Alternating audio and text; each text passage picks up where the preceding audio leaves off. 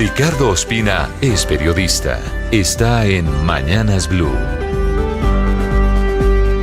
Son las 6 de la mañana y 37 minutos. La acusación más reciente de la justicia estadounidense contra Nicolás Maduro, que se conoció el pasado 3 de enero, día de la captura del dictador venezolano, tiene dos referencias al cartel de los soles, en la que define como la cúpula de un sistema liderado por altos mandos militares dedicados a enriquecerse gracias a negocios relacionados con el tráfico de drogas. El indictment dice de manera textual que Nicolás Maduro participa, perpetúa y protege una cultura de corrupción en la que poderosos miembros de las élites venezolanas se enriquecen con el narcotráfico y la protección de sus socios narcotraficantes. Agrega, textualmente, que los beneficios de esa actividad ilegal van a corruptos civiles, militares y funcionarios de inteligencia que operan en un sistema de patrocinio dirigido por una cúpula mejor conocida como el Cartel de los Soles. Los delitos por los que está respondiendo Maduro ante la Corte del Distrito Sur de Nueva York son narcoterrorismo, tráfico internacional de cocaína, conspiración criminal y uso de armas de guerra entre 1999 y 2025, y fundamentalmente plantea que el exdictador venezolano y los otros acusados convirtieron al Estado venezolano en una plataforma para el narcotráfico, usando las Fuerzas Armadas, los aeropuertos, los puertos, los aviones oficiales, pasaportes diplomáticos y encubrimientos judiciales, todo con el fin de exportar miles de toneladas de cocaína a Estados Unidos y financiar organizaciones terroristas.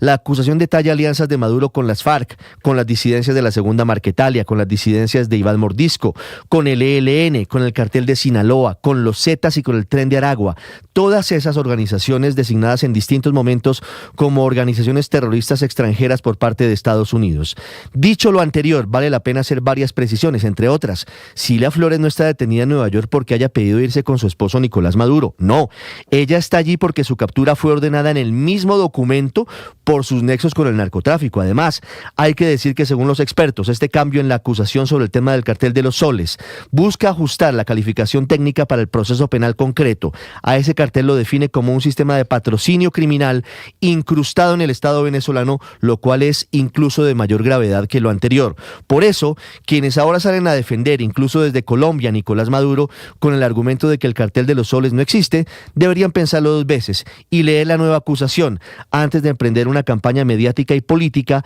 para defender a quien Estados Unidos considera el cabecilla de un sistema criminal que utiliza el dinero del narcotráfico para perpetuarse en el poder. Camila Carvajal es periodista. Está en Mañanas Blue.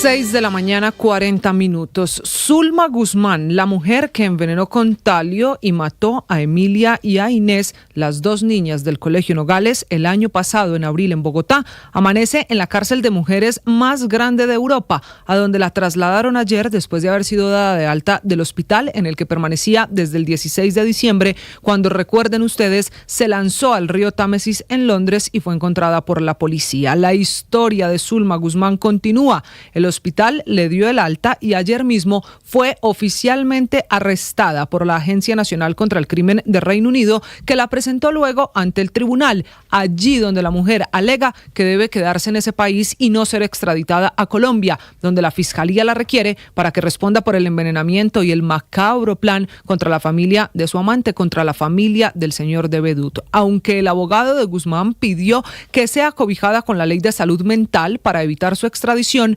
tendrán que demostrar las razones y pruebas allí en Reino Unido, y eso ocurrirá en la próxima audiencia citada apenas para el lunes, el 12 de enero, y tendrán que entonces demostrar por qué debería quedarse en Reino Unido, cosa que parece improbable porque hay que recordar que Colombia la solicita ya incluso con la circular de Interpol, justificando su detención y su solicitud de extradición en un documento de 15 páginas con los datos de toda la investigación y de la orden de captura que en Colombia fue emitida por el Juzgado de Control de Garantías de Bogotá. Entonces el lunes será esa audiencia. Allí ante el tribunal se define si Zulma Guzmán es o no extraditada, y así comenzará el proceso para volver a Colombia y responder por homicidio agravado, el cargo principal de la Fiscalía contra la mujer que envenenó a las niñas con talio.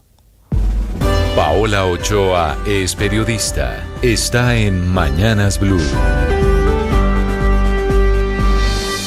6 de la mañana, 42 minutos, y si en Venezuela llueve, por acá tampoco escampa, y nos levantamos con noticias preocupantes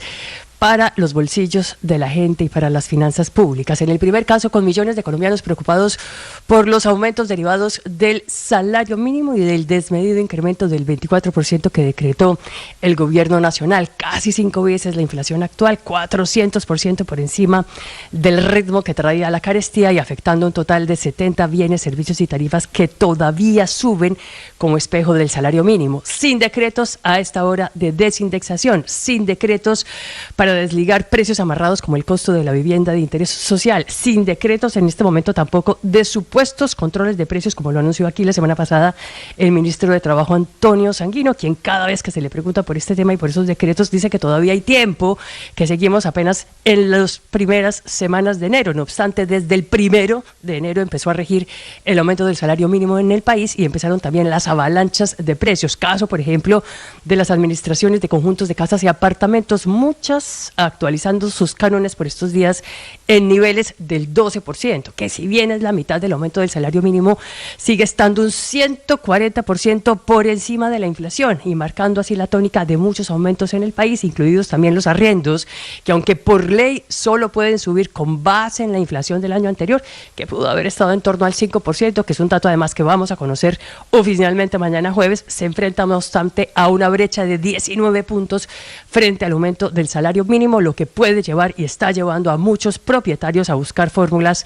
para ajustar los cánones más allá de lo permitido. Bueno, y la otra mala noticia es que el Ministerio de Hacienda sigue mientras tanto endeudándose por los cielos en pleno año electoral y dando permiso para emitir test por 152 billones de pesos. Títulos de tesorería clase B que quedaron autorizados mediante el decreto 1478 de 2025 que ayer oficializó el gobierno nacional, dejando claro que más de la mitad, 85 billones, son para cubrir gastos normales, como gastos de funcionamiento, programas sociales y obras públicas, y que el restante, 67 billones, para poder cumplir a tiempo con pagos urgentes como salarios, subsidios, transferencias y deudas, pero todo con plata prestada, todo con tasas máximas y todo con intereses a doble dígito, todos por encima del 11%, con un promedio del 13%, es decir, 53% más costosos que cuando arrancó este gobierno, cuando se negociaban en 8,5% por allá a mediados del año 2022. María Camila Orozco es periodista. Está en Mañanas Blue. Son las 6:45 de la mañana. No es un buen comienzo de año para las fuerzas militares. Al vil asesinato de 2 policías en Caquetá hay que sumar el secuestro de otros 5 policías en Tibú, en norte de Santander. Los secuestradores son del ELN, los hermanos del presidente Gustavo Petro,